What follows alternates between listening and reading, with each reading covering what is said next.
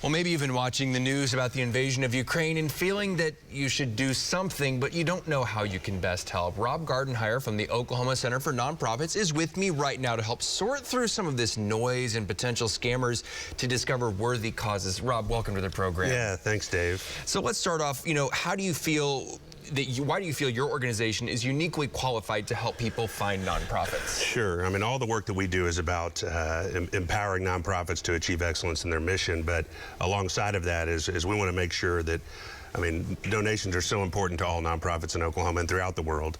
So we want to make sure that your money is going to what you think it's going to. So that's another great thing for us. And, just some general guidelines there. Obviously, don't give away your personal information over the phone.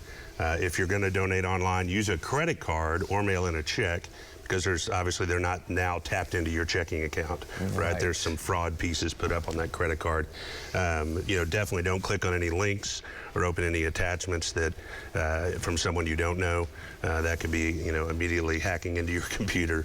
But really, we have a number of ways that, and a number of websites, a number of resources that folks can check on these organizations. I know, of course, there's a lot of international organizations. We've got UNICEF, Doctors Without Borders. There's a UN branch of that helps refugees, International Order of the Red Cross. There are international organizations, but you said there's kind of a few websites that are somewhat like clearinghouses to let you know what legitimate organizations are doing, right? Sure, absolutely. So one of those is charitynavigators.com. You can type in the nonprofit that you're interested in giving to, that may be pulling at your heartstrings and saying they're serving people in Ukraine. So that'll give you a rating, and that they'll have a confidence of giving to that organization. And then one with a great list that I've found is CharityWatch.org. And Charity Watch has a list of organizations that are supporting people in Ukraine. Gives people a ton of options to do that. So those are two great resources for folks to use. But even if you just want to go online and search for those organizations, find their website, look on their, on the About Us probably tab, you're going to see their financial information. You can look up their 990, which is an IRS document, and then see what their giving is doing. Are they supporting, is money coming into their organization in that 70 to 80% range going towards their programs? Or are they really heavy on an admin cost, and maybe your money isn't going as far as you think it might be? So I wonder if we have that graphic, because I wanted to show people the Charity Watch and Charity Navigators. If you're at home writing it down, or maybe take a picture of the screen, a great resource, Rob. So 990s, for example, you talked about the IRS forms. What is your ratio of what should be going directly to help people versus administration costs? What is that magic number that you look for? Sure, I think the sweet spot is 80%.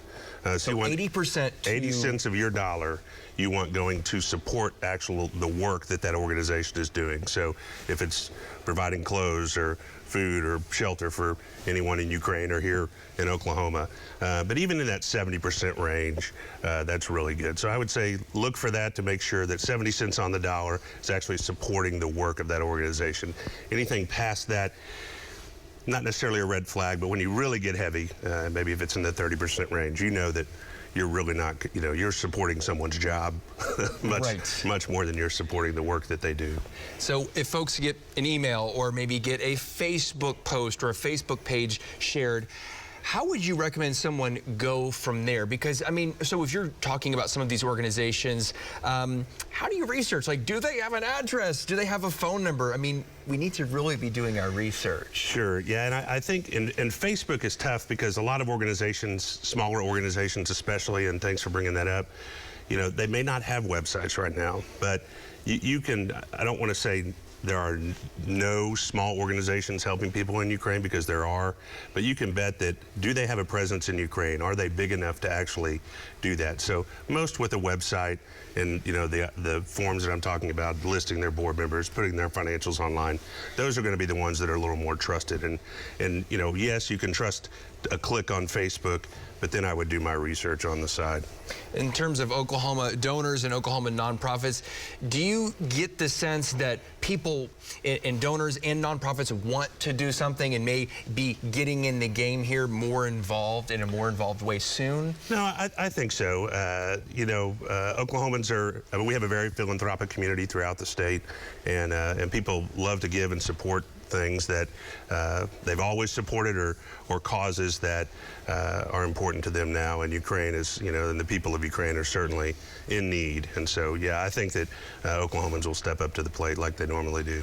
Well, Rob Gardenhire with the Oklahoma Center for Nonprofits, thank you. Thank you for all the work that you do. And again, folks, just a reminder, do that research if you do want to help the situation in Ukraine. We thank you for your time. Thanks, Dave.